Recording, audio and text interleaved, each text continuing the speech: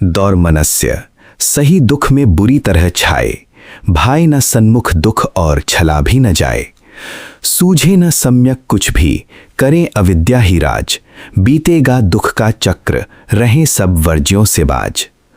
भगवान के सत्य, शिव, सुंदर स्वरूप के ज्ञान के लिए व परम तत्व स्वरूप ब्रह्म के साक्षात्कार के लिए मनुष्य को जगत के विचारों से छुटकारा पाना पड़ेगा तथा उन बाहर के सुखों के बिछड़ने से होने वाले दुख से अपने आप को धैर्य में रखकर आसन और ध्यान में समय व्यतीत करने का अभ्यास भी करना होगा। इस पद में दुख से छुटकारा पाने के लिए दुख में टिकने के मार्ग पर प्रकाश डाला गया है तथा दुख को देखते देखते ध्यान में अंत करने की प्रेरणा दी गई है। इस पद में तो दुख दर्शन में मन को स्थिर रखने वाले के मार्ग में जो अड़चनें आती हैं उनको दिखाकर उनमें धैर्य बनाए रखने की प्रेरणा दी गई है तथा उन अड़चनों से हार मानकर फिर पहले के मिथ्या जीवन में न पढ़ने पर जोर दिया गया है। वैसे ही इस दुख का अंत पाने के लिए बोध जगाने पर भी बल दिया गया है। ये बात सही है कि जब मनुष्य आदतों के मिथ्या सुख को त्यागने पर दुख का अनुभव करता है तो मन उसको अर्थात दुख को बुरा सा प्रतीत या महसूस करता है। इसे ही दौर्मनस्य शब्द से यहाँ कहा गया है। दुख में मन बुरा बुरा सा अपने में महसूस करता है, चेहरा भी बुरा सा बना हुआ अपने आप को दिखता है और सामने पड़ा हुआ दुख भी तो मनुष्य को अच्छा भी नहीं लगता है। इसलिए उस दुख में दृष्टि जमाकर परिश्रम से उसमें टिकना या टिके रहना भी कठिन प्रतीत होता है। जैसे पहले बचपन से खाने पीने, बातचीत, हंसी मजाक का सहारा लेकर दुख भुलाया जाता था, वैसे अब साधन करने वाला मनुष्य इस दुख को छल भी नहीं सकता, परंतु इन्हीं मिथ्या व अनर्थकारी सुखों को त्यागने के दुख में केवल धैर्य रखकर स्थिरता का अभ्यास बढ़ाने के लिए समय को व्यतीत करना पड़ता है। तभी साधन है। जब तक दुख बना हुआ है तब तक मन तो दुख ने ही जकड़ रखा है, इसलिए कुछ ज्ञान भी सुनाई नहीं देता। इसलिए बिना ज्ञान के अविद्या की सी दशा होती है। यही अविद्या का ही राज्य है। परंतु साधक मनुष्य को तो धैर्य से वैसी अवस्था में दुख को देखते देखते तथा बुद्धि और स्मृति को समय व्यतीत करने का अभ्यास बनाए रखना चाहिए। एक दिन ये दुख देखते देखते ही टलेगा और सब इसका राग, द्वेष आदि परिवार भी समाप्त होगा। सब वर्जन करने योग्य दुख से बचने के लिए मिथ्या मन के योग अर्थात मिथ्या सुख को पाने के इरादे तथा मन में उसी सुख की मिथ्या कामना आदि के योग का त्याग करता रहे।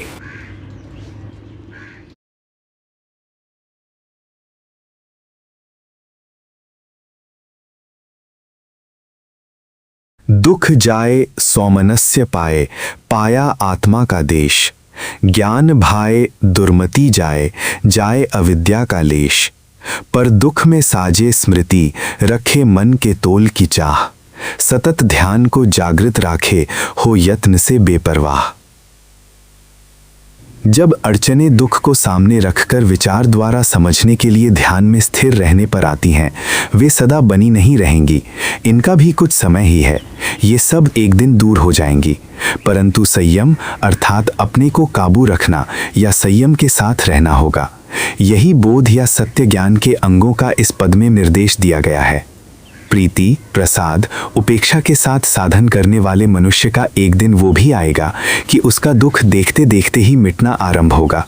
जैसे कि खुजली किसी अंग पर होने से मनुष्य उस स्थान को नाखून आदि से खुजलाकर दूर करता है, परंतु कोई कोई धैर्य वाला मनुष्य यदि बिना खुजलाए अपने मन को संभाल कर उसको देखते देखते समय व्यतीत करे, बुद्धि और अपनी स्मृति को बनाए रखे, जिससे कि खुजली का दुख उसे भुलाकर झटपट खुजली मिटाने के लिए कुछ खुजलाने के क्रम में न लगा दे, तो वो धैर्य वाला मनुष्य देखेगा कि कुछ समय के खुजली के दुख को देखते देखते व्यतीत करने से खुजली अंदर वाले मन या आत्मा ने बलवान होकर बिना खुजलाए ही दूर कर दी और खुजली के स्थान पर वो अंग बिना खुजलाए ही सुखी हो गया। तभी उसे अपने आप में स्वयं इस खुजली मिटाने की विद्या की प्राप्ति हुई। वैसे ही एक दिन सब बाहरी सुखों के बिछोड़े का दुख भी देखते देखते टलेगा। इसके लिए बाहर या संसार के सहारे नहीं लेने पड़ेंगे। मन में दौर्मनस्य के स्थान पर सौजन्य अर्थात सुंदर मन का भाव पाया जाएगा और अपना आपा या आत्मा का देश भी बसने को मिलेगा, अर्थात संसार की भटकना नहीं रहेगी और दुख टलने पर दुख टलने की विधा प्राप्ति रूप ज्ञान भी स्वयं प्राप्त होगा। संसार में भटकने वाली दुर्मति, खोटे विषयों वाली बुद्धि भी नहीं रहेगी और विद्या आने से मन में अविद्या का थोड़ा भाव भी नहीं रहेगा। परंतु दुख में स्मृति बनी रहनी चाहिए। अपने मन का तोल या पहचान बना रहने की इच्छा बनी रहे, ध्यान भी जागता रहे। यत्न से एक दिन सब शोक मिट जाएंगे। यदि दुख में गए बीते सुखों के कारण से आपकी बुद्धि को समझने की शक्ति रूप ज्ञान सोचों में ही खोया हुआ रहेगा, तो ही ज्ञान से विपरीत अंधकार रूप से ज्ञान को ढांकने वाली शक्ति अविद्या से सत अर्थात होता हुआ भी आत्मा अर्थात वर्तमान भी चित्त या ज्ञान स्वरूप आत्मा या अपना आपा आनंद रूप होने पर भी ढका सा रहने से अप्राप्त सा ही दिखेगा। यदि दुख में भी ज्ञान वर्तमान सत रूप से टिका रह गया और किसी तृष्णा की वस्तु के पीछे पीछे अंतरहित सोचों में खोया नहीं रहा, तो इसी ज्ञान के चेतन या समझने की शक्ति में जागृत रहने की शक्ति से तृष्णा भी मन से उतर ही जाएगी या नष्ट ही हो जाएगी। तब तृष्णा की खींच या तनाव न रहने से आनंद अनुभव में आने लगेगा। जहाँ आनंद या सुख है वही मन का टिकाव होता है। यही सतचित आनंद आत्मा की प्राप्ति हो गई। यही स्थायी रूप से मनुष्य अपना ठिकाना पा जाएगा। इसीलिए इसे देश शब्द से कहा गया है।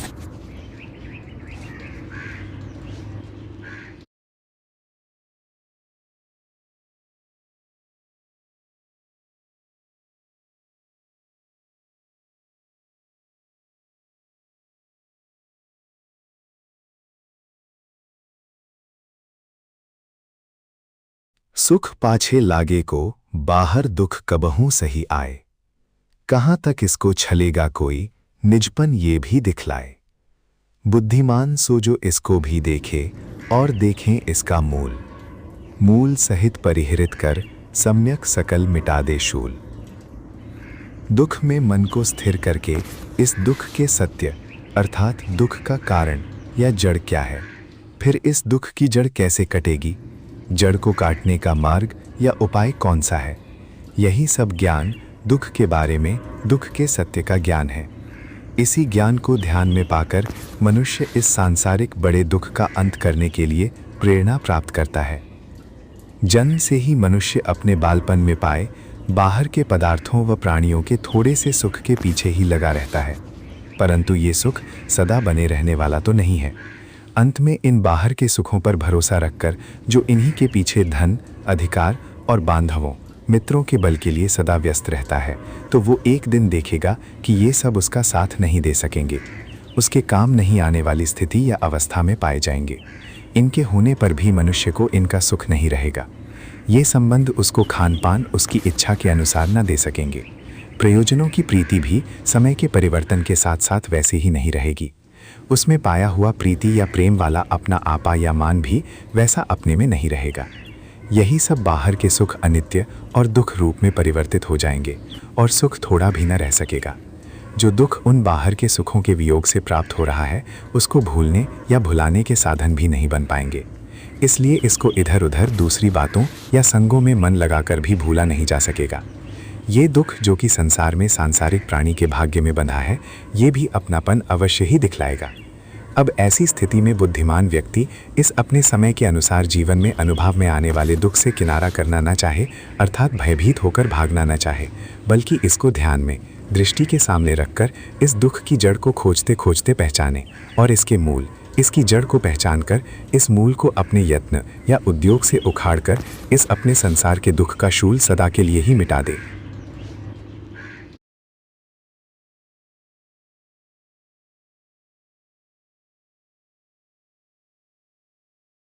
मान्य सत्य है दुख ही जग में, सुख की झूठी आश।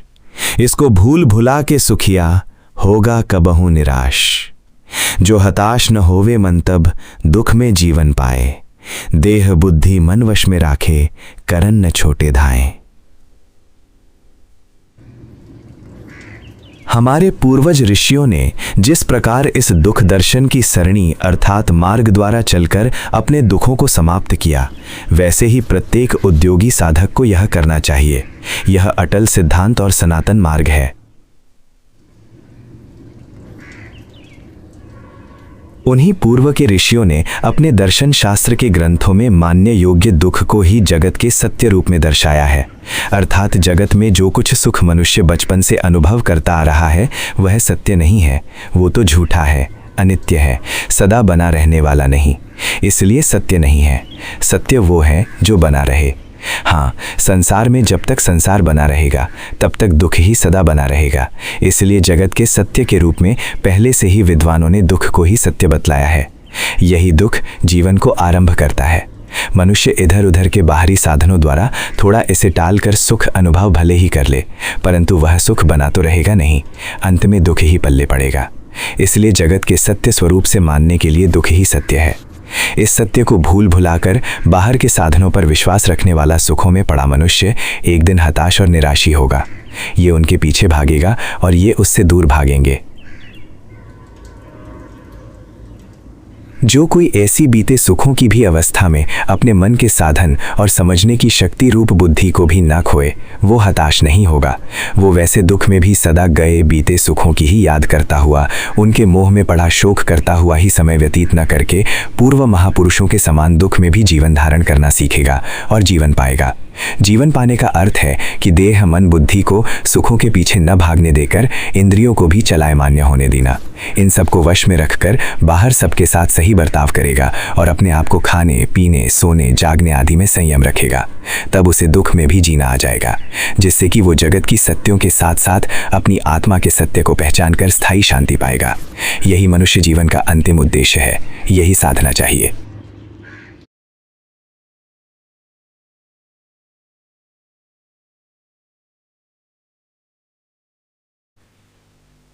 समय पाए बल पाए, पूरा ले दुख में जीना सीख।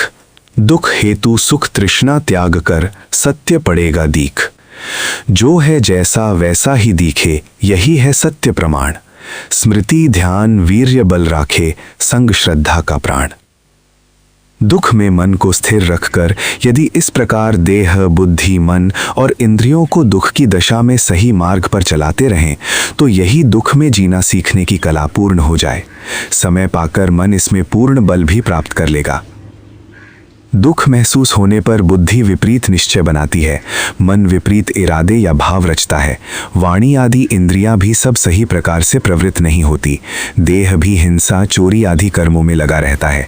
यही सब मिथ्या जीवन हो जाता है या बल पकड़ जाता है। वैसे ही मिथ्या जीवन जीने वाले लोगों की संगत में ही समय व्यतीत होता है। ये सब दुख ही एक ऐसा सत्य है जो कि मनुष्य को डराकर सुख के लिए सब प्रकार के मिथ्या व्यवहार वाले जीवन में ही ले जाकर पटक देता है।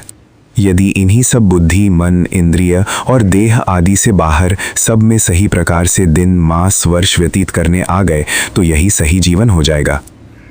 मनुष्य को जैसे बाहर सही जीवन के लिए बुद्धि की भी आवश्यकता है, वैसे ही मन इंद्रिय और देह की भी। इन्हीं सब के सहारे सब में रहा या बसा जाता है।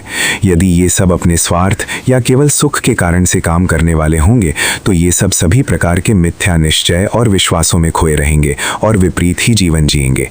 सब मिथ्या ही कर्म करेंगे या करवाएंगे।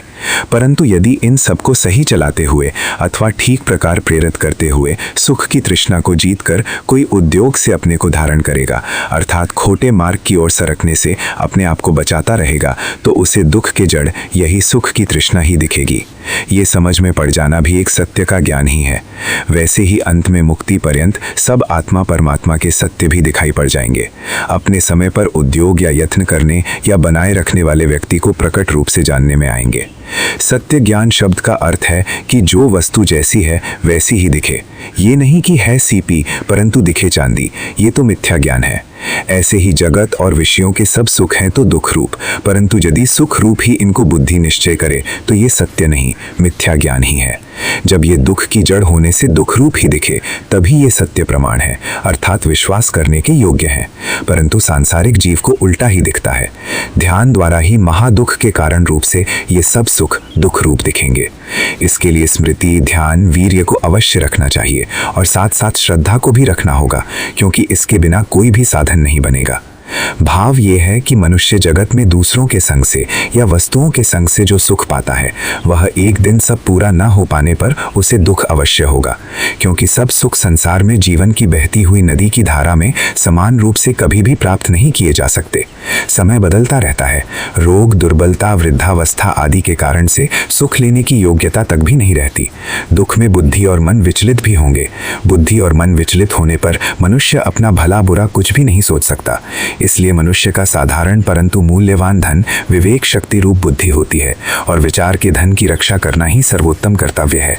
इसके लिए उसे साधारण दुखों के आ पड़ने पर भी थोड़ा थोड़ा दुख को बनाए रखकर अपने मन को धैर्य में बनाए रखने का अभ्यास करना चाहिए।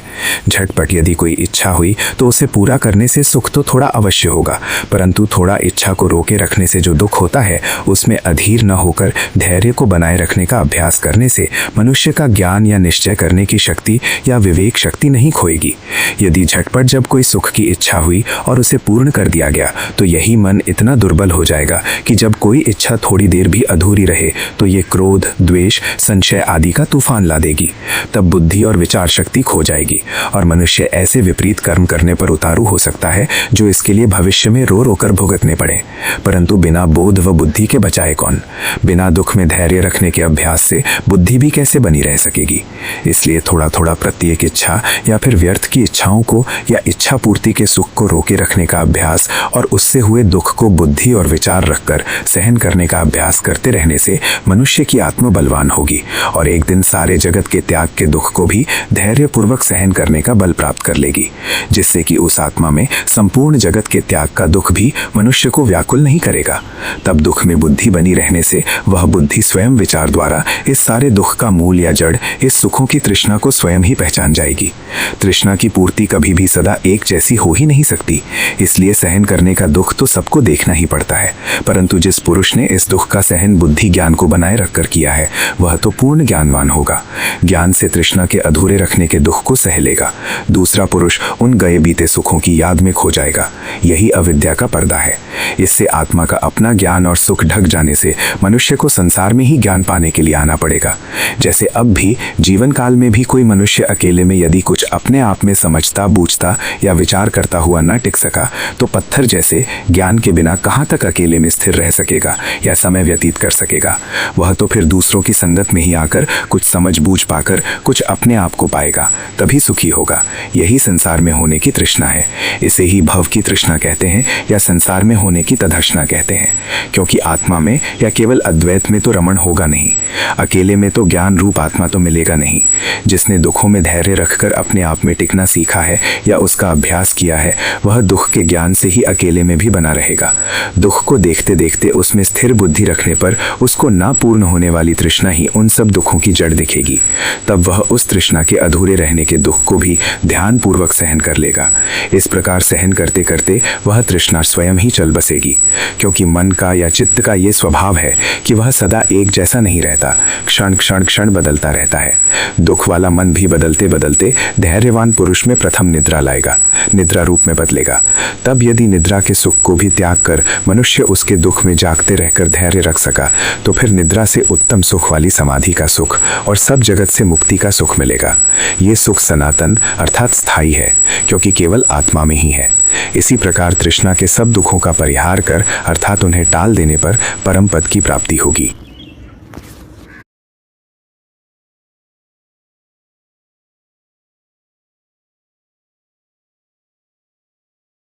तृष्णा विषयों की आए, याद सुख की दिलाए, बहु मन को लुभाए है। अनास्था कराए, सच्चे धर्म को भुलाए और दुख से डराए है। वीर्य विघ्न हटाए, स्मृति ध्यान को बुलाए, या से सत्य को चमकाए है। श्रद्धा ही बचाए, वीर्य विघ्न टलने, स्मृति ध्यान को बुला के सकल सत्य को सुझाए है। जब मनुष्य ध्यान द्वारा बुद्धि विवेक को जगाने के यत्न में लगेगा और कुछ अनावश्यक ज़रूरतों और सुखों को त्यागने के दुख को स्वीकार करके एकांत में आसन पर कुछ समय व्यतीत करने का उद्योग आरंभ करेगा तो उन विषयों की तृष्णा मन में अपना चक्कर लगाएगी जो कि उस साधक पुरुष ने अनर्थकारी समझे हैं, और उनके क्षणिक सुख की भी याद मन में विद्युत के समान चमक कर निकल जाया करेगी और इससे उसके मन को बहुत लुभावनी अर्थात सुख पाने के लिए खींच करेगी। मोक्ष मार्ग में अश्रद्धा और अविश्वास को उत्पन्न कराएगी और सत्य मोक्ष के धर्म रूप संयम, ध्यान आदि को भुलाना चाहेंगी और आदत के सुख के वियोग के दुख से डराएगी कि ऐसे दुख में कैसे जिया जाएगा। सुख में तो सब जीते हैं, दुख में कौन जिएगा। फिर मिथ्या वही असंयम या सब प्रकार से इंद्रियों को मन की चाह के मिथ्या मार्ग पर ही वह तृष्णा ले जाना चाहेगी और वैसी खोटी की संगत करवाएगी, क्योंकि अकेले से तो विषय सुख मिलता नहीं, उस मिथ्या सुख के अन्य साथी भी चाहिए। इससे फिर सब प्रकार के अंत में बुरे या विपरीत परिणामों में ही ये तृष्णा रुलाएगी, अर्थात मनुष्य को उसमें उलझा देगी। वैर, विरोध, मिथ्या कर्म सब प्रकार के व्यर्थ के संघर्षों में पटक देगी, लोभ आदि से दुखी करेगी। ऐसी अवस्था में यदि सन्मार्ग की श्रद्धा बनी रही तो वह ही बचाएगी और मिथ्या सुख के काम, संशय, क्रोध आदि विकारों को वीर्य का बल ही हटाएगा। यही सब ध्यान के विघ्न रूप भी हैं। इन विघ्नों को वीर्य बल ही टाल सकेगा। स्मृति या मौके की बुद्धि यदि बनी रही तो ध्यान के समय ध्यान आदि में स्थित होकर सत्य ज्ञान रूप प्रज्ञा का भी लाभ हो सकेगा। उससे फिर सब बंधनों से और दुखों से छुटकारा मिलेगा।